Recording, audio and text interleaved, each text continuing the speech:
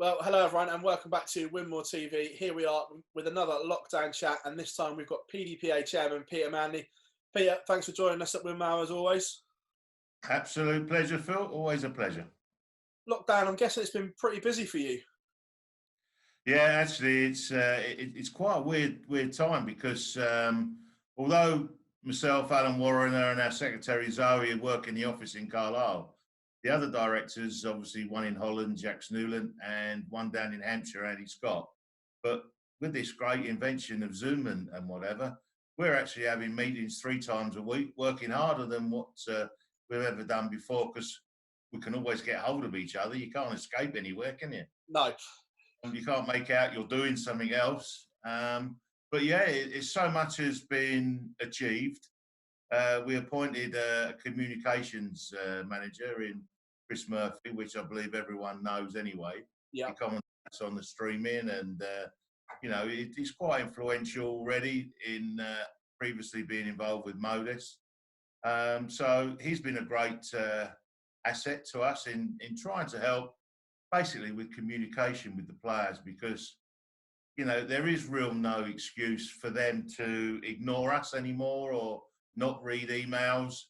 It's not like they haven't got the time, or at some point a lot probably still do, but it's their option. But we can take a horse to water, but we can't make them drink it.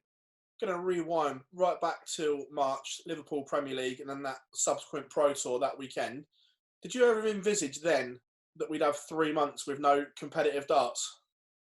Well, I was actually on duty at Barnsley that last weekend, and on the Sunday you had quite a few of the foreign players. I think Darius was one of them that was very good job as well. Yeah, there was a few that were just saying, "Well, I've have to quit the tournament because I've got to get the last plane. I won't get one tomorrow." So there was a lot of panic, but no one really knew what was happening. And the funny thing was, I'd actually been to Australia in February, doing some exhibitions out there, and that was when that Diamond Princess was harboured up in Japan or China, and it had just started. And Australia was on about then actually closing the borders and everything. We were actually just jokingly, are we going to get home? Because then obviously we did come home on 20th of Feb. And then obviously getting straight back into work, you sort of like, it wasn't long after that lockdown came. So it was quite strange. As well, what's the whole process been like? Because to start with, we didn't know how long this was going to last for, and most of the players, all the players are self-employed. They're not earning any money. So did the wheels go into motion quite quickly? Yeah, well, the fortunate thing, years ago, we joined the PPF, the Professional Players Federation, and that looks after all the associations you can ever think of, any particular sport, down to women's netball, from PFA, Scottish FA, Rugby Players Association, cricket, golf, the works, the Olympics. So it was quite. When I always remember the first time I sat around the table representing 128 players against someone like the PFA. It felt, but it was great, and it's been a great asset to us to listen to their experiences, what they're going through, and what they're actually doing for the members. You've got things like Jockeys Association, which is also for individual players. Where you've got the cricket and you've got football, they're teams and they're easier because their contracts are different to an individual. It's like we've got 128 players who have individual thoughts, whereas a club will tell the players what they've actually got to do. As I say, we can do so much, but they've been a great asset. And listening to what others were doing, and especially obviously snooker's very close with Barry Hearn being involved and Matchroom being involved with snooker. It's very much on similarity and par with what we do at darts, being indoor sport. That's probably been the biggest concern, listening to all the other associations. And we've had interviews with people from government that indoor sports are really sort of at the back of the queue. Obviously they want to get football started, which we know starts this week.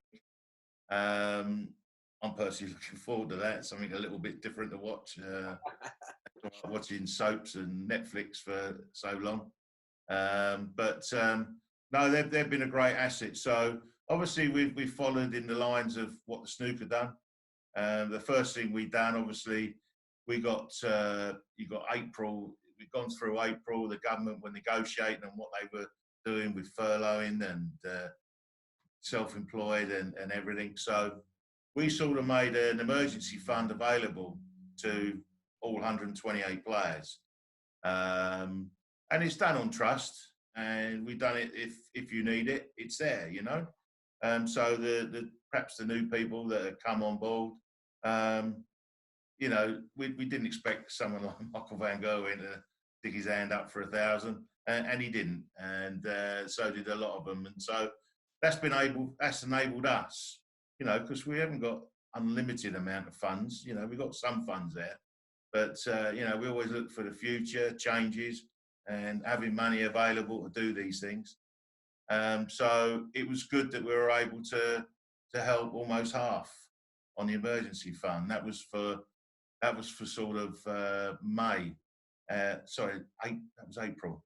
That was an April payment, and then May and June we've brought in a hardship fund, which we're paying another amount out to any player that applies for it, but that is repayable over the course of the season with their prize money once it gets back. We're not going to go panicking and knocking on doors or anything, but that they all understand. We've all made the phone call and said, look, it's repayable, and not so many have gone for that, but we're helping people hopefully that are in hardship and struggling. So hopefully we've done our bit.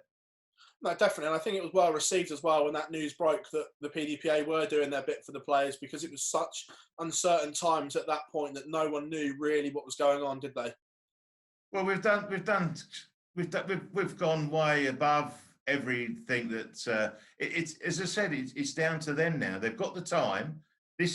Use this time that they've had to be able to promote themselves, work themselves, not just practice for 6-7 hours, but understand what's around you, your bookkeeping, how to do an invoice, learn all these things. These players, I mean, don't get me wrong, they're earning a hell of a lot of money, but they're not the brains of Britain, all of them. No, definitely. And then obviously we heard from your interview with RTL that you're not over happy with Operation Restart and think it's slightly early. Yeah, I'm not quite sure what happened with that interview. Obviously, they've interviewed me like yourself, really. I didn't know what they was gonna fire, but people have just taken out little bits of it and snippets and made their own assumption up. I mean, we've worked closely with the PDC, and we know the PDC are doing whatever they can to get the actual thing back on, the ranking tournament. With health and safety at the foremost, and they're going to be paying out they're paying out a hell of a lot of money. I know they're not going to be getting the crowds that maybe when the Premier League starts and getting their income, but to actually get the game started is what they want to do, and we're fully behind that. What I was just actually saying was, is it the right time? None of us can actually tell what the right time is. I mean, the PDC have tried on numerous occasions with different dates and whatever, and had to recancel them. No one knows what anything's going to happen. I mean, they're going to make an announcement, I think, early July for Blackpool. So we just have to wait. Every day and every week, something is changing. It's getting better. The R rate's going down. The amount of people that, sadly, are passing away is going down. Everything's going the right way. We just don't need really any idiots to spoil it, which, we all know what's been going on over the last few weeks. And, all the hard work that everyone's done by staying at home hopefully isn't spoiled just by a couple of weeks that everyone's gone mad. Another thing that comes up an awful lot, and I know I spoke to Matt last week and he said it's stuff that you're talking about, is the rankings. and the fact that we've lost an awful lot of ranking tournaments for the players that can't defend a certain amount of money.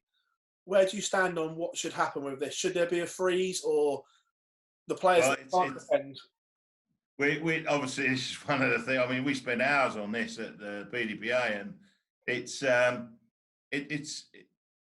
it's very much like if we go back to when they changed the points to money. Yeah. And when they did it, people lost out. I can remember Barry Bates creating Meriel. He moved out.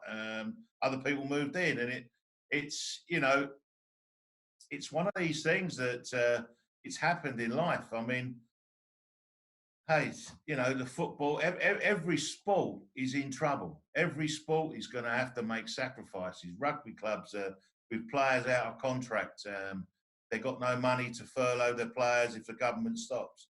There's going to be bankruptcies left, right, and centre in other sports. We're going to have to go with whatever we feel the majority will actually like. You can make 127 decisions and there's one person against it. So it's a hard one to call. When do you start? When don't you start? And it all falls down. We get inquiries now from players that played in Hue School saying, "Well, I'm on the Challenge Tour. I didn't make the Pro Tour. I want my money back." Yeah. At the end of the day, they played in Hue School, as far as we're concerned, to actually try and win a tour card. They didn't. The actual supplementary events that are put on by the PDC, which cost them further few bob, it's not going to be first and primarily in the PDC's interest. Obviously, we know the TV events are the most important. All associations that I've spoken to in our PPF meetings are really concerned that some TV companies are going to ask for some of their sponsorship money back. And this is why, people say, "Oh, Blackpool, that's stupid to put on," and whatever. Well, we don't know what the PDC between us and whatever, we don't get told. Maybe the PDC are under, the Sky contract. They need something put on. They need different sports. They're starting to charge people again, aren't they? So, they're looking to put as much as they can on. We know the cricket tour's going ahead. And then you've got the cricket tour going ahead, and you've got county teams wondering why they can't play. If they're going to put that on, why can't they do the same? But it's the spectators, and that's where it makes the money. But as someone on Twitter, I saw on Twitter a picture of people queuing outside Primark yesterday. Why can't we get a few people in watching a football match? Yeah. So, it's I don't know, but it's going to get better. It's going to get better, and it's going to get better, but slowly. And we just got to expect that. And things are going to be different. The tournaments that they're hoping to put on at Milton Keynes, that's going to be good. It's going to be good. And I've not been against it. I'm not even against the timing.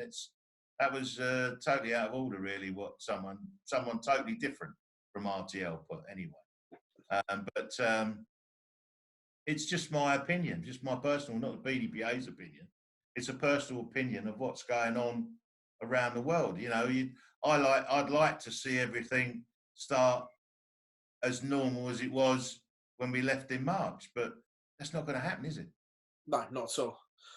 On the match play, obviously, I think the front runner is Milton Keynes behind closed doors. I know Barry still holds out that little slender hope that there might be some sort of crowd at the Winter Gardens. But what will that be like? Moving it from the famous Winter Garden stage, because it's just synonymous with the match play, and also playing behind closed doors. We saw it at the UK Open a couple of years ago, and it worked for the scenario, but it wasn't quite darts, was it? Yeah, it's very strange for a player. It's going to be harder for the top players more than anything, because that's what they're accustomed to. The guys that play in the Premier League week in, week out, and then suddenly get complete silence. It's like going out for the first game somewhere that starts at 5 o'clock, like the World Grand Prix, where you're 5 o'clock in the evening, no one's really arrived yet. So you go out there and there's a handful of people. It is what it is. And like I say, Sky want to put tournaments on. If sponsors Betfred are more than happy to carry on, then why not? It is going to be different. It is what it is. We all know the great atmosphere that we get at Blackpool, but it's all about putting darts on. It's all about getting back on the map. And the PDC have been chomping themselves to bits to try and get something on. And bless them, they've all worked extremely hard as we have. And it is what it is. And players have got to realise that we're in unprecedented times, that they keep calling it, and things are going to be different. And if you don't like it, the unfortunate thing is that might cost you your rankings, and it might cost you places further down the line. No, definitely. Touching on how hard the PDC have worked, the home tour was a huge success, providing obviously darts practice and some much needed funds again for players to play in it. You must have been over the moon with the way that transpired for all your members and stuff like that. Well, yeah, especially, and then obviously I expected more 9-darters. I didn't expect just the one. I expected a lot. I thought they, on a home board, you sort of be a little bit more consistent. But some of the averages there were like frightening. And Nathan Aspinall in that last evening in the finals was outstanding. And to actually, I feel sorry for perhaps players that may have only played once. They would have liked to have carried on, but again, the PDC have just put a few pennies in some people's pockets, and just to help the players get by. I would have liked to seen everyone. Gary Anderson finally got sorted out with his Wi-Fi and played. You had Peter Wright, Gerwin Price. It would have been nice to see other top players really grasping it and taking control and saying, well, thanks PDC, this is what, we're giving you our support, you've given us millions. It would have been nice to have everyone playing. No, definitely. Just going to touch on a few things you said there as well in regards to Hue School. Do you fully expect Hue School to happen again, obviously next year as normal, or will the cancellations in some of the ranking events maybe dictate the loss or keeping your tour card perhaps? Well, obviously, our main objective is to get Premier Leagues and TV tournaments going, the Pro Tours, get them up and running. And then once that's, hopefully we can get them sorted out, then we can start looking. We have been looking, we have been talking, different options and things that might occur. But obviously, if nothing happened, I would say that they look at doing something maybe a little bit more lenient with the Hue School, maybe increase the 128 on a temporary basis. But there's all different options. There's so many different ways to look at what you possibly can do. And until it's very hard to predict, because each week, if something changes, I'm going to take my broken TV that broke on the 14th of May back to Curry's today. I've been waiting for them to open. It's the same with darts. Everyone's waiting. Everyone wants to play. The hardest thing I think with Milton Keynes is obviously there's no guests. It's going to be just players only. They're going to go in a lockdown, quarantine sort of thing in their own little bubble. That's going to be hard and tough, and these players are going to want to do it. There's plenty of money on offer, and I hope it does get ranked. I hope it does. A lot of players. We know a lot of players are struggling with visas. A couple of the Australians, I think, are struggling to get visas to get back over. But as the PDC have said, they will go en masse. They're not going to hold back if 10 people can't suddenly travel. It's unfortunate. That's just the way we are. And as the PDPA, do you agree with that decision as well, that it should be a mass? It's very tough to leave out anyone. We wouldn't want to leave out anyone. How you compensate someone that, unfortunately, due to their own circumstances, can't travel. You know, there may be youngsters, they may be living with elderly people. It could be so many different reasons. They could have their own personal health problems.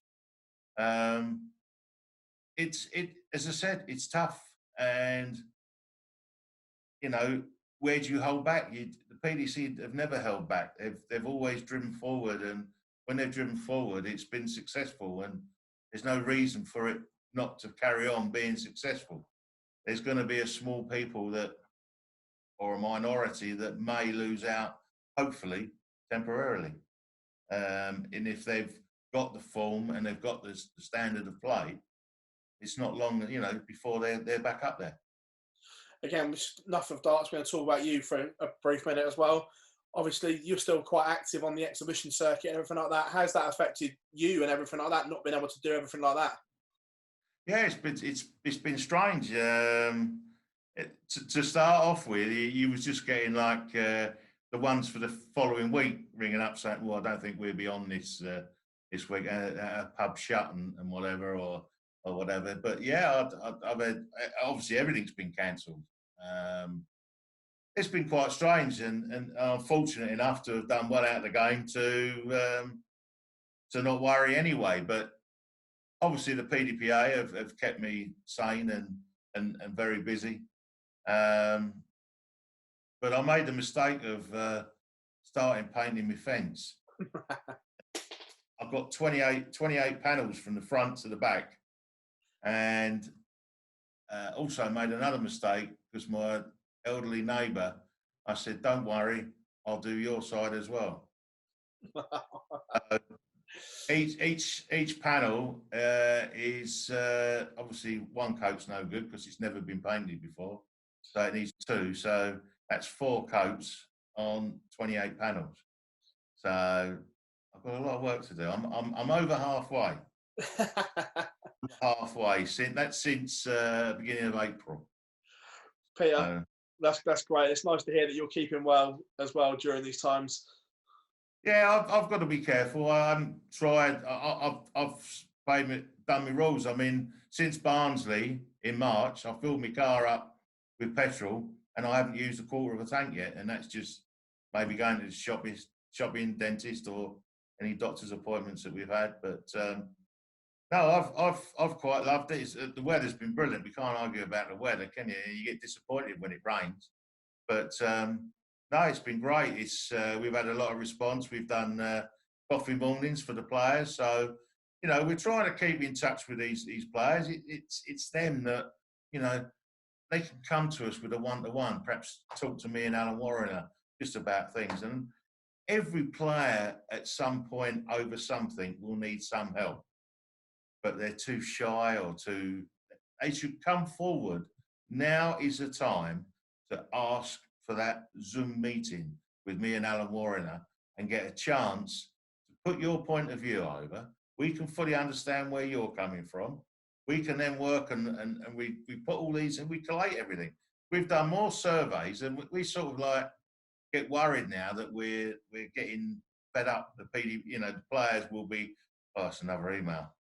But, you know, they've got time. They've got time to read it. They've got time to grasp it. You know, there's things that they don't do. There's things that they should be doing. Can we make them? No, of course we can't. But we can do our best to try and make sure that all those players achieve what they set out to do. Peter, it's an absolute pleasure talking to you here for Winmore TV. Thank you very much for joining us always, mate. Very fascinating chat. Thank you very much. You're welcome, Phil. Cheers now.